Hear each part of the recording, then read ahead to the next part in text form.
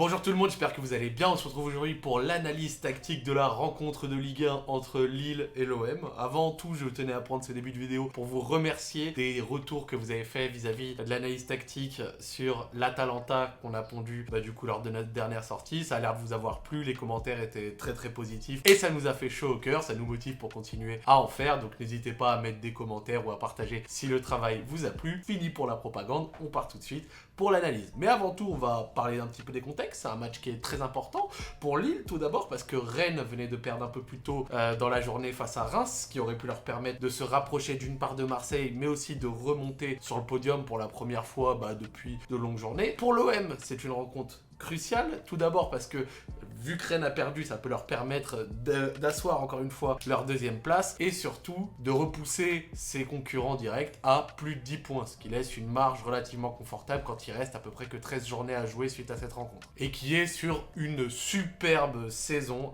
on est bien d'accord, malgré le fait qu'en 2020 c'est un petit peu moins flamboyant dans le jeu, ce qui pouvait peut-être laisser présager une fin de série, notamment quand on voit des rencontres comme par exemple face à Toulouse au Vélodrome il y a quelques temps. Mais bon, pour l'instant ça tient, donc voilà. Au niveau des compositions, on note l'absence de Payet côté Marseille, voilà, il est sorti un petit peu blessé face à Lyon, apparemment il devait être en jambes pour cette rencontre, je crois qu'ils ont préféré le préserver. Le retour de Benedetto qui lui par contre n'était pas là face à l'OL et le retour de Mandanda au cage. Côté Lille, cette fois une petite surprise avec Soumaré, sur le banc, qui apparemment a été mis de côté pour des petits problèmes avec ses dirigeants vis-à-vis de son non-départ à Newcastle dans le mercato d'hiver. S'il y a des supporters lillois qui ont peut-être plus d'informations, n'hésitez pas à dire dans les commentaires. Donc du coup, la titularisation d'Onana, premier match en professionnel en Ligue 1 pour lui, c'était une recrue qui est venue dans les derniers jours du mercato d'hiver de D2 portugais, si je dis pas de bêtises, ainsi que les absences d'André et Cheka au cœur du jeu car ils sont tout simplement suspendus, avec Rémi Osimhen devant et Bamba Ikoné sur les côtés, un 4-2-4 qui se modulera quand même assez souvent dans le jeu en 4. Alors un 4-4-2 qui se modulera quand même pas mal dans le jeu en 4-2-4. Désolé, je me suis un peu emmêlé les pinceaux.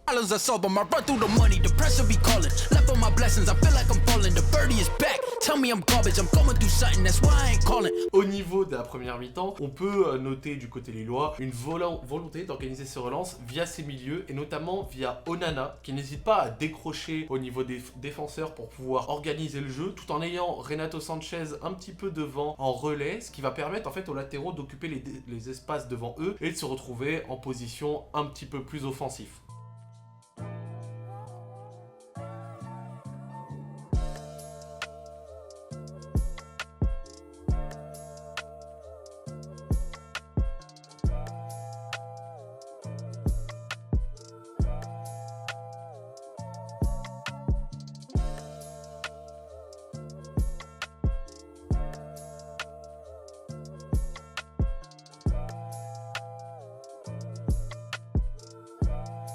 Cette relance va traduire un petit peu une volonté lilloise lors de la première mi-temps, ça va être celle de verticaliser très rapidement vers les attaquants, que ce soit sur les ailes ou au cœur du jeu. Et notamment par exemple vers Ikoné qui s'est globalement bien amusé tant au cœur du jeu qu'entre les lignes. D'ailleurs Ikoné qui va à plusieurs reprises prendre une position assez axiale et se retrouver un petit peu dans la zone de Boubacar Kamara qui n'est pas encore tout à fait au point en 6 même s'il fait un très bon travail et qui du coup va avoir un peu de mal des fois face à Jonathan. Je me permets de l'appeler de son prénom, c'est mon ami. Du coup cette envie de retrouver leurs attaquants, de trouver leurs attaquants très rapidement tant au cœur du jeu que sur les ailes, ça va être dans l'optique d'exploiter réellement leur qualité, tant dans la profondeur en utilisant leur vitesse que dans la percussion et ça correspond globalement à ce qu'on sait d'un Rémi, d'un Bamba ou d'un Osimhen. Car un autre point développé côté lillois et qui aura quand même pas mal embêté les Marseillais lors de cette mi-temps, ça va être cette volonté de presser assez haut et à l'image un peu d'un OM qui aura du mal à créer quelque chose offensivement sans passer par Payet,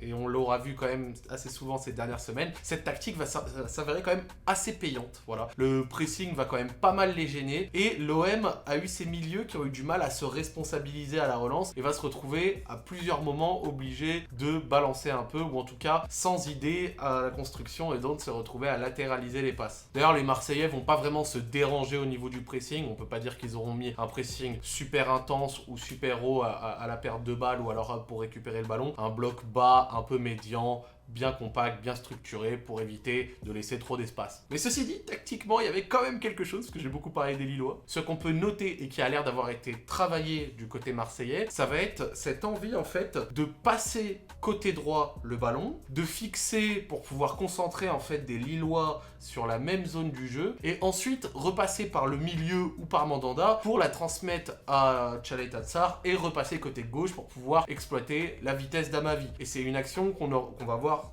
et on en reviendra en seconde mi-temps, plusieurs fois au cours du match et même plusieurs fois au cours de cette première mi-temps. Ballon côté droit, on fixe, on temporise un peu le temps de concentrer des Lillois sur cette zone, puis on repasse par un milieu ou par Mandanda pour pouvoir repartir côté gauche où c'est un petit peu plus libre.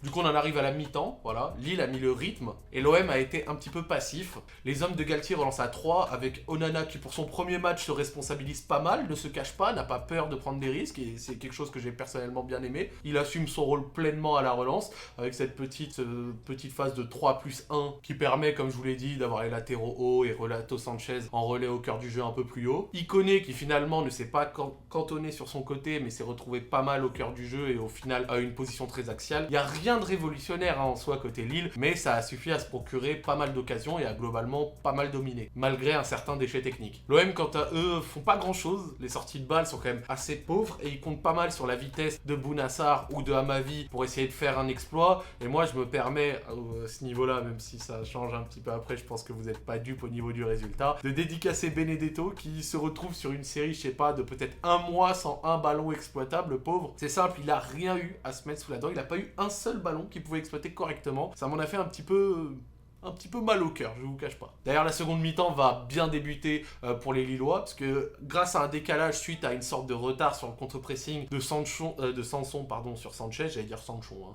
Il y a Sanchez du coup qui retrouve Bamba seul au cœur du jeu. Camara essaye un petit peu de compenser, ce qui libère l'espace derrière pour Osimhen qui prend la profondeur et qui est idéalement servi. 1-0, action éclair menée par Lille qui est récompensée de sa volonté de verticaliser rapidement et de trouver ses attaquants tant au niveau du cœur du jeu que des ailes. Et ça justifie un petit peu là où j'en revenais au niveau de l'envie de l'OM de jouer en bloc pour éviter en fait de laisser trop d'espace. Cette fois-ci malheureusement pour eux ça n'a pas marché. 1-0 pour Lille. Ce but va d'ailleurs sonner la révolte pour l'OM, malgré le fait qu'ils soient passés très près de la correctionnelle. On le voit sur cette action, avec le 2-0 qui se joue, je sais pas, à quelques centimètres de hors-jeu, quoi. Avec encore une fois la volonté de verticaliser pour trouver la profondeur, blablabla. Une des envies marquées des joueurs marseillais depuis le but, ça va être d'aller chercher plus haut, cette fois, de ne plus se contenter d'être en bloc, et de mettre un peu plus d'intensité sans ballon, qui va leur permettre de placer leur bloc équipe un petit peu plus haut, un petit peu plus proche du but lillois. Et en plus de ça, derrière, les hommes de Galtier, eux, vont beaucoup moins presser et subir un petit peu le contre-coup physique au niveau de l'heure de jeu, ce qui va grandement aider les Marseillais. Car je vais pas vraiment revenir sur le penalty gag, voilà, Diallo se fait avoir comme un idiot sur l'action et a une naïveté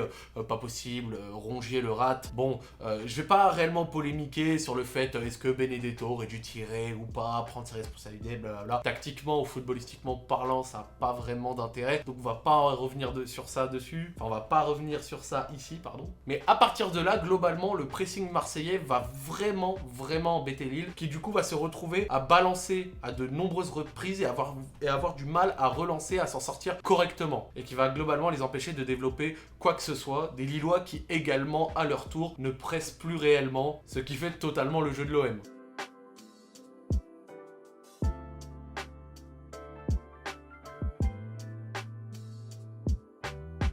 D'ailleurs, Marseille va réussir à égaliser, voilà. Et avant de s'attarder sur le but, on va un petit peu s'attarder sur l'action du corner qui provient, et on en avait parlé en première mi-temps, d'une fixation côté droit pour changer sur le côté gauche, laissé libre, avec Camara à la baguette pour la transmettre derrière Amavi, ce qui ramène le corner qui ramène le but, déviation de Germain, premier poteau. Bien joué à lui, hein. Le but ne lui sera pas attribué, même si je dirais qu'il le mérite, parce que bon, fighting spirit, tout ça, ça fait plaisir pour lui. Bref, 1-1, le stade explose, hein. On a l'impression que l'OM a quand même pas mal de supporters dans celui-ci, avec 6 Lillois dans la même zone. Sanson qui se retourne assez bien pour transmettre à Tchalaïta Tsar qui renverse sur le côté gauche. Ake qui vient de rentrer, fixe, puis renverse.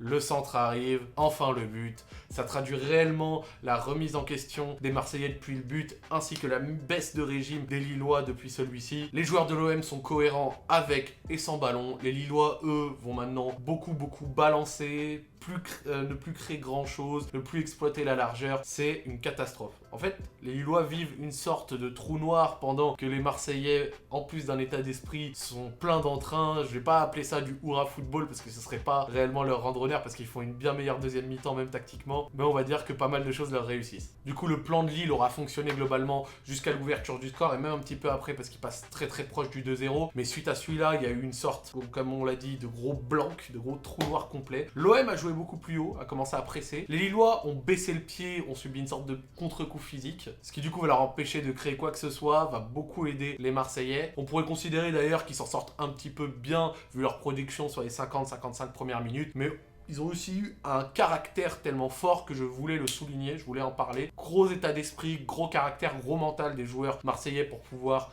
aller chercher cette victoire. Et c'est un caractère qui est d'ailleurs symbolique de leur saison. C'est une saison où tout leur réussit, mais une saison un petit peu avec une forme de champion. Plus de 2 points par match tenus pendant aussi longtemps, c'est impressionnant. Et personnellement, bon, voilà, je retire mon chapeau bas, enfin ma casquette bas.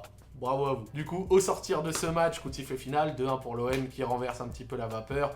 L'OM qui maintenant se retrouve deuxième, mais avec 11 points d'avance sur le troisième, 12 sur le quatrième et 18 sur la bande de clowns menée par Rudy Garcia en 11e place de la Ligue 1. Je tenais à le dire, vous le savez, je suis lyonnais, ça me fait mal au cœur. C'était tout pour l'analyse tactique de ce match, j'espère que ça vous a plu. Je remercie Youssef et Yanis pour leur analyse. Nos réseaux sociaux sont dans la description. Si ça vous a plu, n'hésitez pas à mettre un petit pouce bleu, un petit commentaire, ça aide bien, voire même à partager la vidéo, voir si vous êtes d'accord ou non, ou si vous avez des gens dans votre entourage. Bref, je vais pas vous faire plus de propagande que ça. Et pour ma part, je vous dis à la prochaine les amis, bisous.